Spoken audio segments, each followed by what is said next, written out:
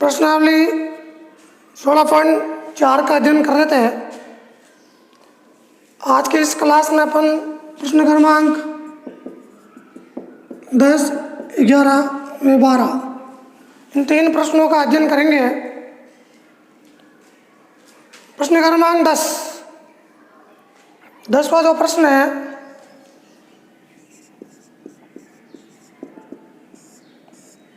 एक शीशे के ठोस आयत फलकी की माप क्रम से 66 सेमी, 42 सेमी और 21 सेमी है।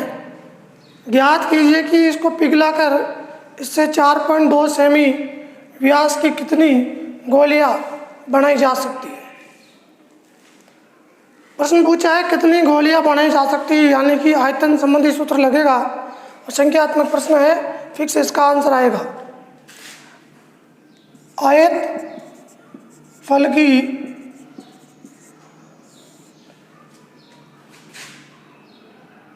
जिसे अपन घनाभ कहते हैं या घनाभ नाम न देके ठोस आयत फलकी नाम दिया हुआ है कि जो विमाएँ हैं वो अपने पास है क्रम से 66 इंटू 42 इंटू 21। फिर दे रखा है गोली का व्यास, क्योंकि एक गोली का व्यास है वो अपने पास है 4.2 सेमी। गोली का व्यास दे रखा है 4.2 सेमी, इसलिए त्रिज्या हो जाएगी, त्रिज्या r बराबर 4.2/2 यानी कि 2.1 सेमी। क्योंकि जब भी प्रश्न में व्यास दें तो उसको तुरंत त्रिज्या में बदल देते हैं और जो व्यास दे रखा है उसको आधा कर देते हैं, उसमें 2 का भाग देते हैं। प्रश्नानुसार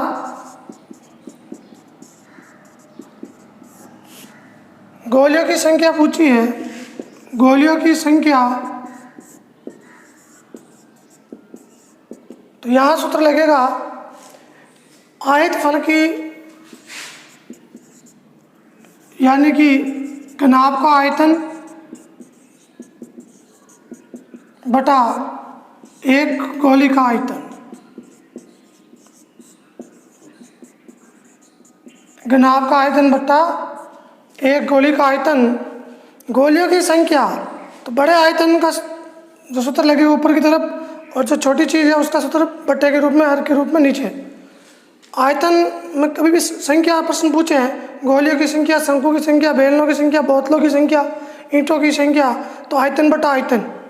यहाँ घनाभ का आयतन आपको दे रखा है क्रम से 66 इंटू 42 इंटू 21, यानी लंबाई इंटू चौड़ाई इंटू ऊंचाई। तो डायरेक्ट माप लिखी है मैंने, यहाँ पर तीनों विमाएँ लिख दी क्रम से, लंबाई चौड़ाई ऊंचाई। और एक गोली का आयतन यानी 4/3 पाई r क्यूब, तो अपने पास r है यहाँ पर 2.1 इंटू 2.1। अब इसको सॉल्व करते हैं अपन। 66 इंटू 42 इंटू 21, 3 और 7 ऊपर चला जाएगा, बट्टे के अंदर 4, 22, 21, 21, 21। तीनों संख्याओं का पॉइंट हटा के ऊपर 1000 लिख दूंगा। ये पॉइंट है, ये पॉइंट है, ये पॉइंट है, इसलिए आप 1000 आ गया। अब अपन देखते हैं 22 का भाग 66 में कितनी बार जाता है, 3 बार। 3 का भाग 21 में कितनी बार जाता है, 7 बार। 7 से 7 कैंसिल, 21 से 21 कैंसिल। 4 का भाग 3 का भाग 21 में 7 बार, 3 का भाग 14 बार, 7 का भाग 14 में 2 बार, 2 का भाग 4 में 2 बार, 2 का भाग 1000 में 500 बार। 3 को 500 से गुणा करेंगे तो आंसर आएगा 1500 गोलियाँ। तो गोलियों की जो संख्या होगी वो होगी 1500। अच्छा प्रश्न है, आयतन संबंधी सूत्र लगा है इसमें।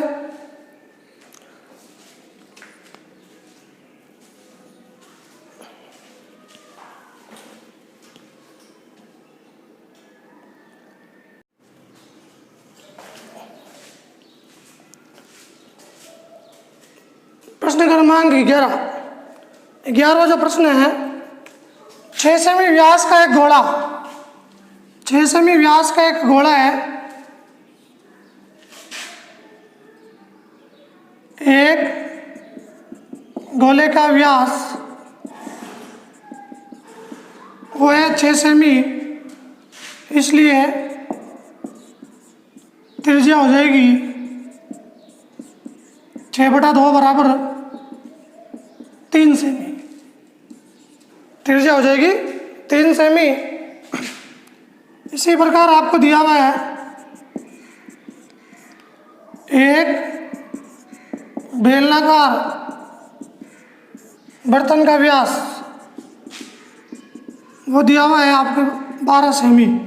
बेलनाकार बर्तन का व्यास 12 सेमी, इसलिए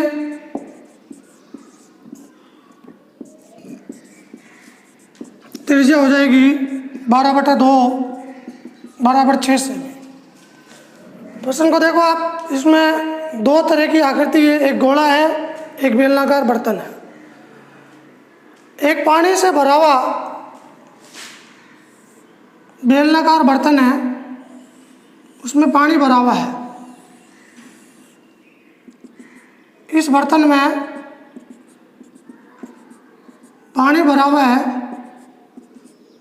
और प्रश्न में पूछा गया है कि जब इस 6 सेमी व्यास का एक गोला इस बेलनाकार बर्तन में डाला जाता है, मान लो एक गोला डाला गया यहाँ पर, और तब पानी कितना ऊंचा उड़ जाएगा। पानी, जब अपन जानते हैं कि बेलनाकार बर्तन में पानी है और उसमें भी अपन कोई भी ठोस वस्तु डालते हैं तो पानी की कुछ मात्रा उस तल से ऊपर हो जाती है। प्रश्नानुसार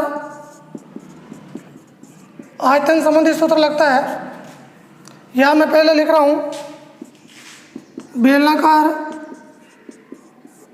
बर्तन का आयतन, क्योंकि अपन को इसकी ऊंचाई ज्ञात करनी है, इसको पहले लिख दिया, बराबर एक गोले का आयतन जो अपन को कंप्लीट दे रखा है। यहाँ पर इसका जो व्यास है वो 12 सेमी है। बेलनाकार बर्तन का आयतन का सूत्र πr²h और गोले का आयतन का सूत्र 4/3 πr³। इसको 1 लिख देंगे, इसको 2 लिख देंगे। ये 1 और ये 2 क्यों, डबल त्रिज्या है, एक त्रिज्या गोले की है, एक त्रिज्या बेलनाकार बर्तन की है। यहाँ इस प्रश्न में पाई से पाई कैंसिल हो जाएगा। R2 का मान दिया हुआ है 6 × 6, ऊंचाई अपन को ज्ञात करनी है 4/3, और R1³ है 3 × 3 × 3, एक 3 से एक 3 यहीं काट दो। h ज्ञात करना है तो h बराबर 4 × 3 × 3, तो पहले से ऊपर आई, और 6 × 6 बटे में आ जाएगा। 3 का भाग 6 में 2 बार, 2 का भाग 4 में 2 बार, 6 का भाग 3 में 3 बार, और 3 का भाग 3 में 1 बार। तो इसका आंसर आएगा 1 सेमी। यानी कि जो पानी है, बर्तन में जो पानी है वो कितना ऊपर चढ़ जाएगा, वो 1 सेंटीमीटर पानी है ऊपर चढ़ जाएगा। ये था प्रश्न क्रमांक 11।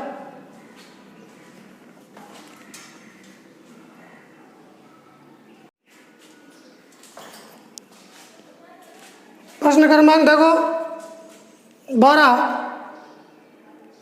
9 सेमी की अंत त्रिज्या वाले एक अर्धगोलाकार कटोरे में द्रव भरा है। प्रश्न को सॉल्व करते हैं। एक अर्धगोला है,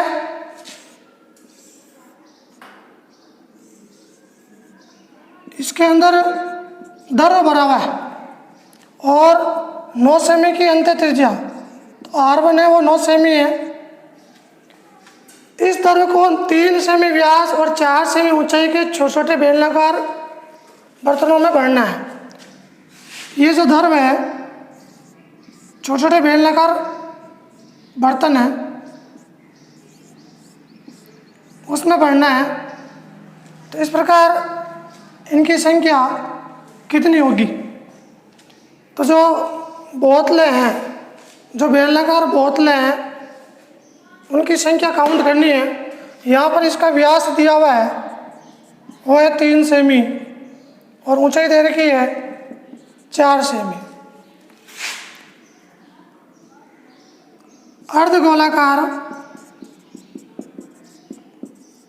अर्धगोलाकार कटोरी की त्रिज्या, सबसे पहले अपन लिखेंगे अर्धगोलाकार कटोरी की त्रिज्या जो प्रश्न में दे रखी है 9 सेमी। R1 बराबर 9 सेमी। यहाँ पर जो आकृति है वो अर्धगोलाकार है, तो यहाँ अर्धगोले का आयतन होता है 2/3 πr³। इसका सूत्र लगेगा। इसी प्रकार आपको दिया हुआ है बेलनाकार बोतल की त्रिज्या। प्रश्न में इसका व्यास लिखा हुआ है, मैं डायरेक्ट इसकी त्रिज्या लिख रहा हूँ। इसका व्यास 3 सेमी है तो त्रिज्या हो जाएगी 3/2 सेमी तथा इसकी ऊंचाई है h, वो हो जाएगी 4 सेमी। कोई भी प्रश्न जब अपन सॉल्व करते हैं तो सबसे पहले अपन को उसमें से कुछ माप वगैरह तो दे रखी है आकृतियों की, उनको वापस नोट करते हैं। और जब आंसर देते समय, जैसे कि यहाँ मैंने लिखा अर्धगोलाकार कटोरी की त्रिज्या जो अपन को प्रश्न में दे रखी है 9 सेमी, फिर लिखा इसी प्रकार बेलनाकार बोतल की त्रिज्या, जबकि प्रश्न में व्यास दिया हुआ था 3 सेमी, तो इस व्यास को मैंने 3/2 लिख दिया, यानी ये त्रिज्या होगी और ऊंचाई है। अब प्रश्न में क्या पूछा है? प्रश्न कह रहा है कि ज्ञात कीजिए कटोरे के पूरे ध्रुव को भरने के लिए कितने बोतलों की आवश्यकता होगी। तो अपन को बोतलों की संख्या ज्ञात करनी है। तो इस प्रकार के प्रश्नों में आयतन संबंधी सूत्र लगता है, आयतन बटा आयतन। आयतन में आयतन का भाग देते हैं। प्रश्न अनुसार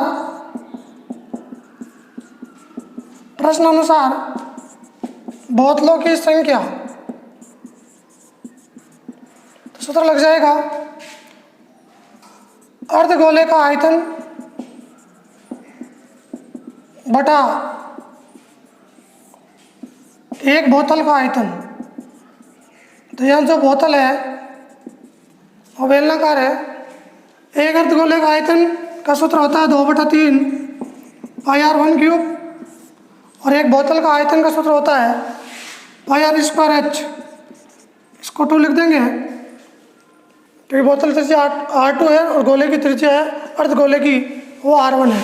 पाई से पाई कट जाएगा 2/3। R1 की जो वैल्यू है अपने पास प्रश्न में, R1 देने का है 9 सेमी, तो 9 को 3 बार लिखेंगे क्योंकि घात 3 है। 9 × 9 × 9, फिर बट्टे में R2, तो R2 की वैल्यू है 3/2। 3/2 3 × 3 तो 2 ऊपर चला जाएगा और h की वैल्यू है 4। 3 का भाग 9 में 3 बार, 3 से 3 कैंसिल, 3 का भाग 9 में 3 बार, इस 4 से 4 कैंसिल हो जाएगा। संख्या बचेगी 2 2 4 2 × 3 × 9, 3 दूनी 6, 6 9 54 बोतल। तो कितनी बोतलों की आवश्यकता होगी? 54 बोतलों की आवश्यकता होगी। ये था प्रश्न क्रमांक 12 जो सबसे इम्पोर्टेंट प्रश्न है, विशेष ध्यान रखना।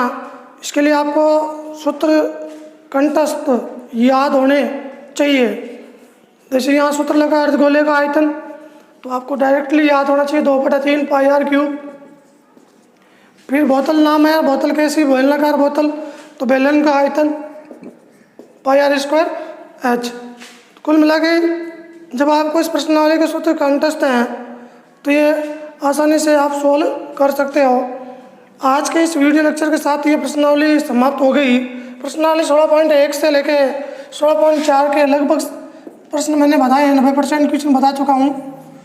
जो 6 नंबर की प्रश्नावली है, 5 या 6 नंबर की, इस प्रश्नावली में से 2 प्रश्न आते हैं, एक 2 नंबर का आता है, एक 3 नंबर का, कभी कभी ये 6 नंबर के भी आ जाती है। पिछले पैटर्न के अनुसार ये 5 नंबर की थी। अब नेक्स्ट वीडियो में मैं प्रश्नावली एक जिसका नाम है वैदिक गणित, जो 4 नंबर की है, जिसमें टोटल 19 क्वेश्चन हैं, उसके बारे में विस्तार से आपको समझाऊंगा। प्रश्नावली एक वैदिक गणित, जो अपन नेक्स्ट वीडियो में पढ़ेंगे। तब तक के लिए नमस्कार।